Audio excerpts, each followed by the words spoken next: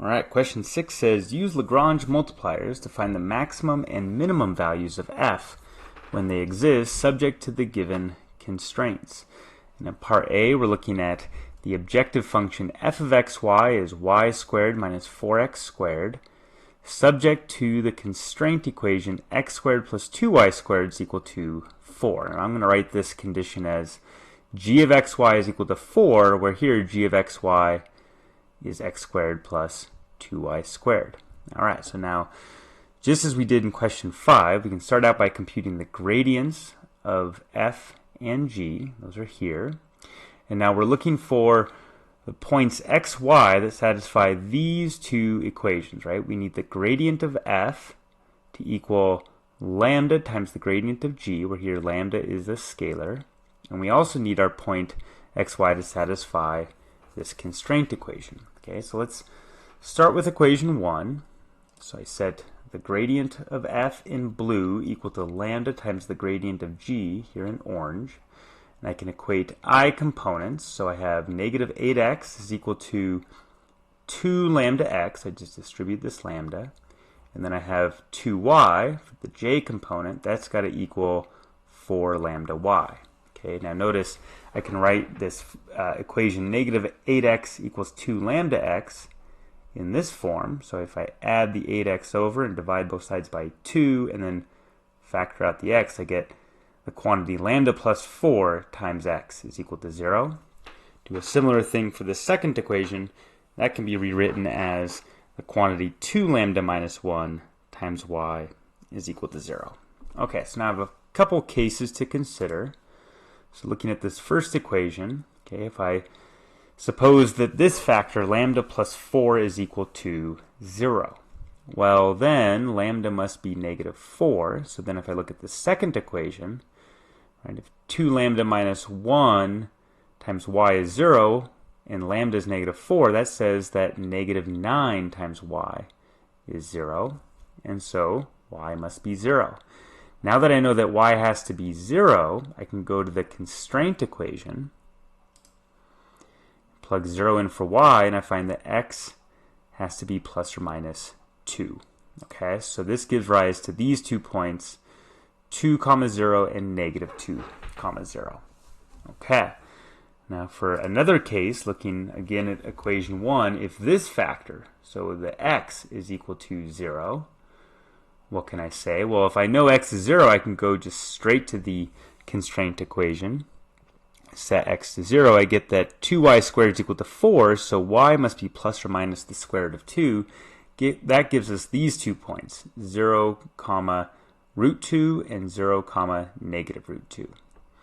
All right, now looking at this second equation, okay, let's set each of its factors to 0 and see what we get.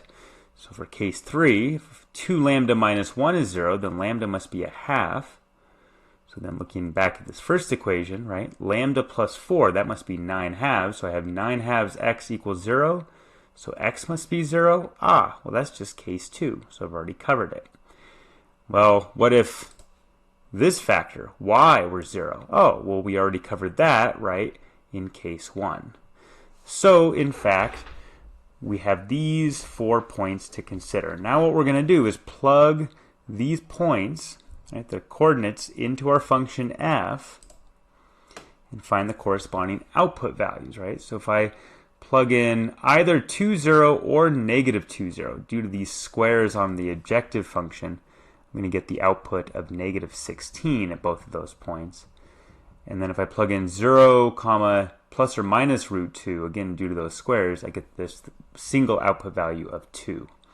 And then, as we discussed in the last video, right, the minimum output value at these points, right, that satisfy both of these equations, that's our minimum value, right, of our objective function subject to this constraint. And here is our maximum value. Okay, now let me illustrate real quickly what we just did graphically. So in green here, you're looking at a level curve of our objective function, y squared minus 4x squared. So just set that equal to a constant.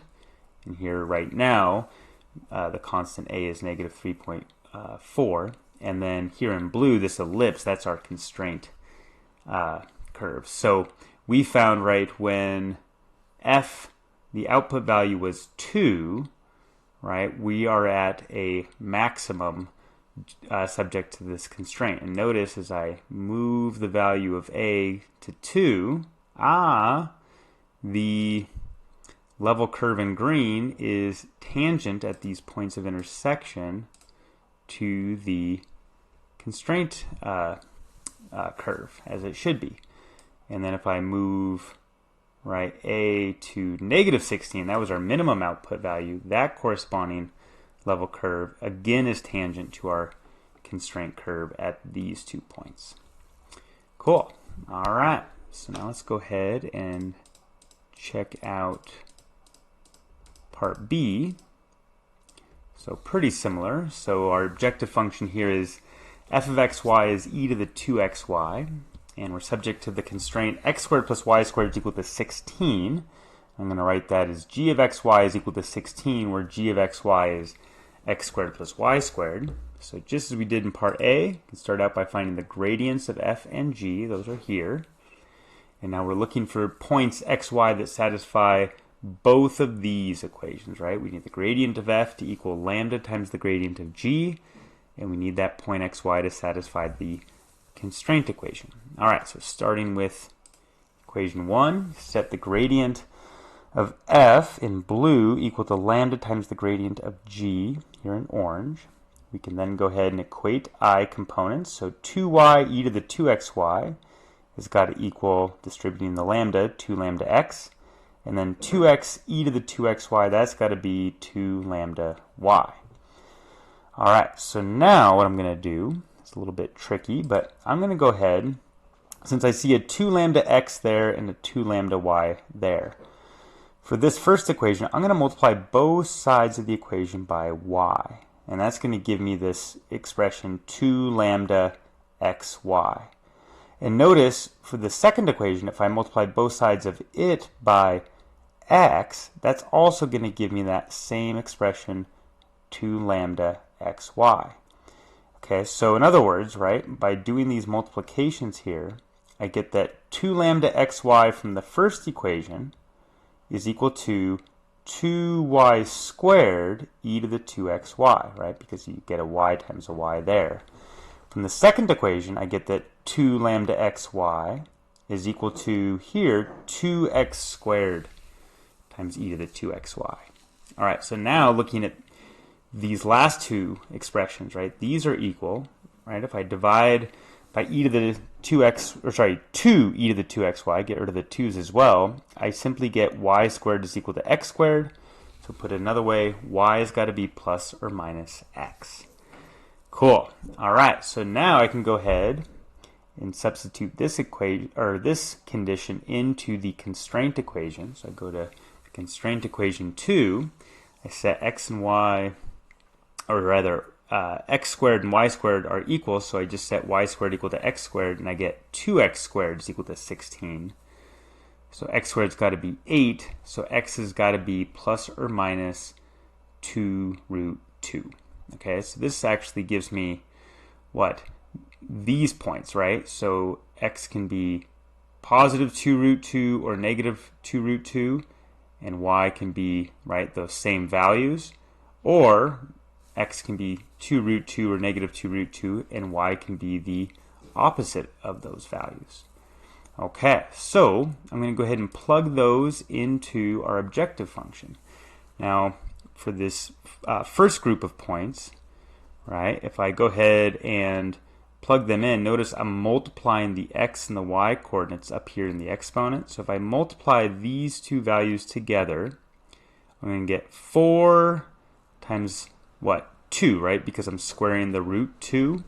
So I'm going to get a 4 times 2 is 2, but then there's that other factor of 2 there, so I'm going to get an e to the 16th power. Now if I plug in this next group of points, right, where the signs are opposite, I'm going to get an e to the negative 16th power. So there is my maximum output value subject to this constraint, and there's my minimum output value subject to that constraint. Okay, so here's a picture there.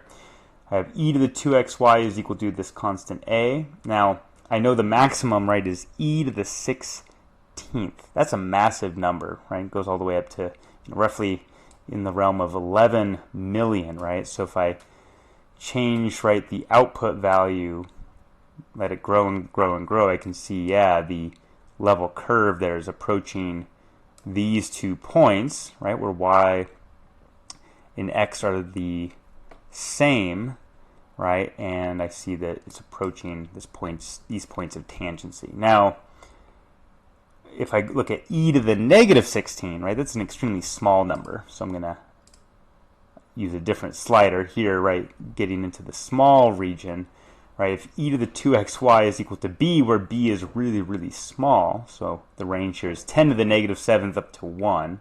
Sliding these around, right, gives me, again, a family of level curves.